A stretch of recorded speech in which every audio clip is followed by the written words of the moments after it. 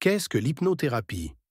L'hypnothérapie trouve ses origines dans des pratiques anciennes telles que le chamanisme, qui permettaient d'accéder à des états modifiés de conscience et communiquer avec le monde spirituel. Cette approche a été formalisée au XVIIIe siècle avec des figures comme Franz Anton Mesmer, qui a introduit le concept de magnétisme. Mesmer croyait qu'il existait une force invisible, qu'il appelait fluide magnétique, capable d'influencer la santé et le bien-être des individus. Au XIXe siècle, l'hypnose a davantage été développée par des médecins comme James Braid, qui a popularisé le terme hypnose. Depuis, elle a évolué en une approche thérapeutique reconnue, utilisée dans divers contextes médicaux et psychologiques. Aujourd'hui, l'hypnothérapie est une formation de plus de 1000 heures, offerte dans diverses écoles privées à travers le monde. Le processus thérapeutique implique un détachement du mental rationnel et une connexion plus grande à l'inconscient, ce qui aide à déterrer la racine d'une problématique donnée. Une fois la source identifiée, qu'il s'agisse d'une croyance limitante, d'une programmation inconsciente ou autre entrave à l'épanouissement de la personne, celle-ci peut faire des liens avec sa situation actuelle et mobiliser des ressources pour favoriser un mieux-être et réaliser les objectifs visés. Quels sont les bienfaits d'une séance d'hypnothérapie? Réduction du stress et de l'anxiété. L'hypnothérapie aide à induire un état de relaxation profonde, ce qui peut réduire les niveaux de stress et d'anxiété. Gestion de la douleur. Elle est souvent utilisée pour soulager la douleur chronique en modifiant la perception de la douleur. Amélioration du sommeil. L'hypnose peut aider à traiter les troubles du sommeil, comme l'insomnie, en favorisant un état de relaxation propice au sommeil. Modification des comportements. Elle peut être efficace pour aider à arrêter de fumer, perdre du poids ou modifier d'autres comportements indésirables. Augmentation de la confiance en soi. L'hypnothérapie peut renforcer l'estime de soi et la confiance en soi en travaillant sur des croyances limitantes. Traitement des phobies. Elle peut aider à surmonter des phobies ou des peurs irrationnelles en modifiant les schémas de pensée associés.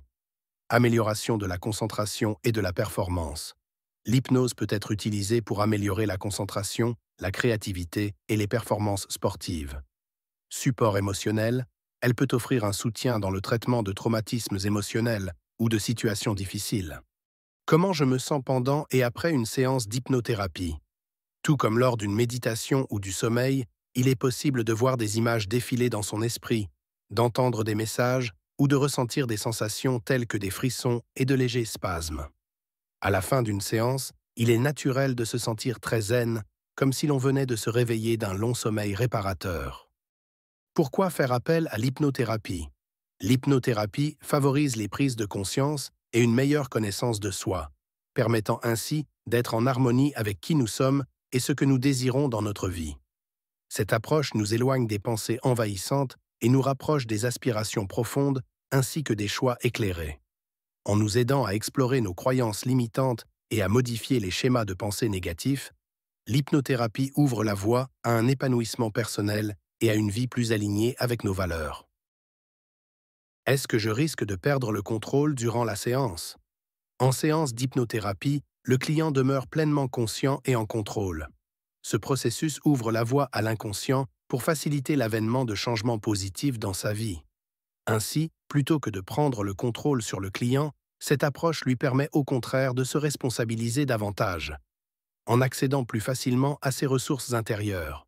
Cela lui offre une meilleure compréhension de ses processus internes, tels que ses croyances, ses blocages et ses schémas répétitifs, favorisant ainsi une transformation personnelle durable.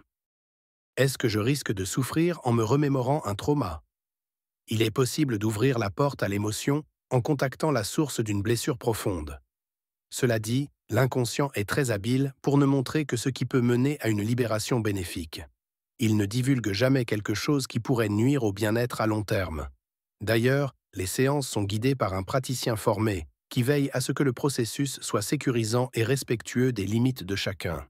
Ainsi, même si des émotions peuvent émerger, elles sont toujours accompagnées d'un soutien de la part du thérapeute, permettant une exploration constructive des expériences passées, le cas échéant. En effet, parfois il n'est même pas nécessaire de prendre cette route pour accéder au rétablissement. Merci pour votre écoute et prenez bien soin de vous. Veuillez vous référer au code QR ci présent pour plus d'informations. Bonne journée.